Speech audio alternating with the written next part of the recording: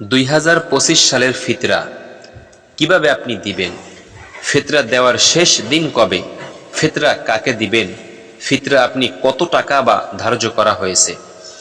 ফিতরা দেওয়ার ফজিলত নবী করিম সাল্লাল্লাহু আলাইহি ওয়াসাল্লাম কি সুসংবাদ দিয়েছেন, সম্পূর্ণ নিয়ম কানুন আজকে জানাবো ইনশাআল্লাহ। তাই ভিডিওটি মনোযোগ সহকারে শেষ পর্যন্ত দেখুন। রহমত, বরকত ও মাগফিরত এবং নাজাতের মাস রমজানের রোজা পালন শেষে ঈদুল ফিতরের আগেই এই সদকাতুল ফিতরা দেওয়া জরুরি।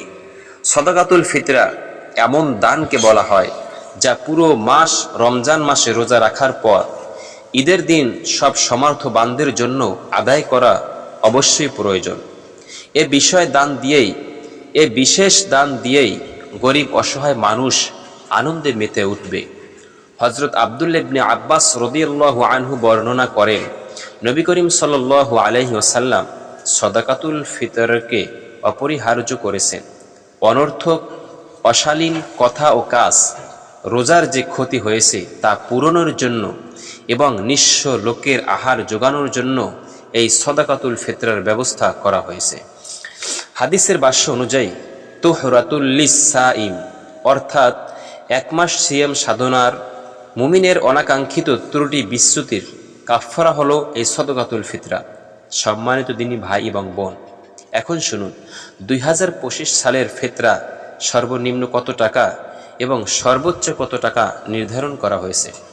বাংলাদেশে 2025 সালের ফিতরার হার নির্ধারণ করা হয়েছে ইসলামিক ফাউন্ডেশনের ঘোষণা অনুযায়ী।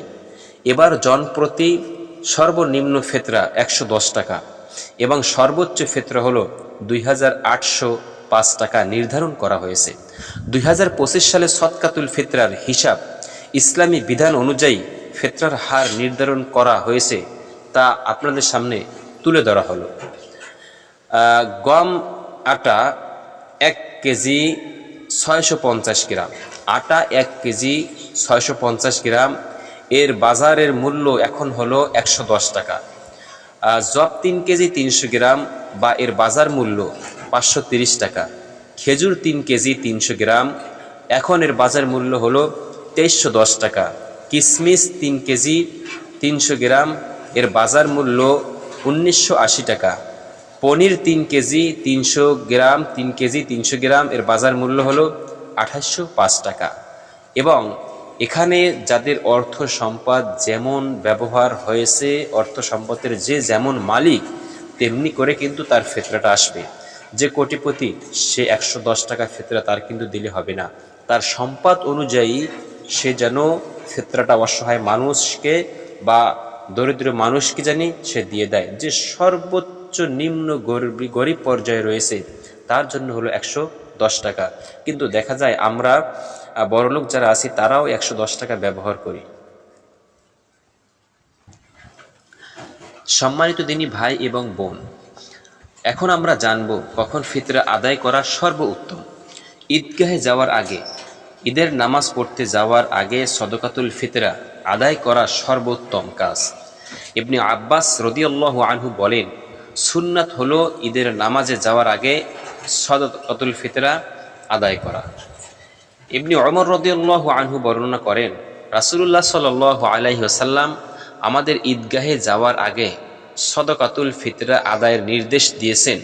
তবে কারো যদি কোনো কারণবশত ঈদের নামাজে যাওয়ার আগে ফিতরা আদায় করা সম্ভব না হয় তাহলে পরে আদায় করারও সুযোগ রয়েছে।